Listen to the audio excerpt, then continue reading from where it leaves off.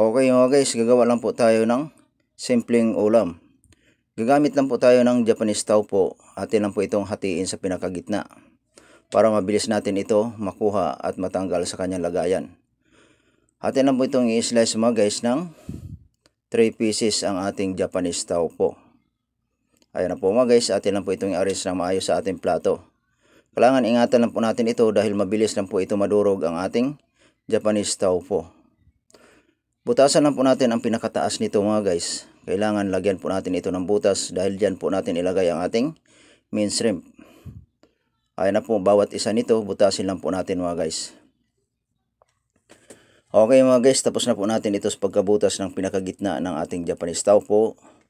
Maglagay lang po tayo ng potato starch mga guys. Atin lang po itong lagyan ang pinakabutas nito. Ayan na po ang ating shrimp mga guys. Atin lang po itong durogin mga guys. Pitpitin lang po natin ito dahan-dahan. Kailangan durog na durog ang ating shrimp. Lagyan po natin ito ng lasa mga guys ang ating shrimp. At atin po itong lagyan ng potato starch para kumapit din po. At atin lang po itong bilugin mga guys ang ating shrimp. Ayan na po. Ilagay lang po natin ito sa pinakataas. Itap lang po natin sa ating taupo. Lagyan din po natin ito ng green peas sa pinakataas mga guys. Ayan na po. Tapos na po natin paglagay ang ating green peas. Itap lang po natin ito sa pinakataas mga guys sa ating shrimp. Ayan na po ang ating stuffed Japanese taupo. Steam lang po natin ito mga guys ng 7 minutes mga guys. Luto na po ito mga guys.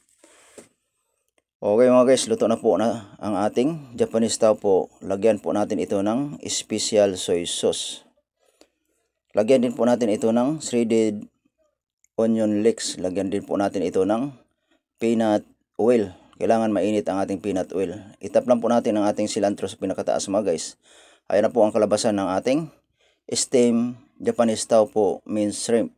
Maraming salamat mga guys sa inyong suporta sa aking FB page at FB Reels. Maraming salamat po sa inyong lahat mga guys.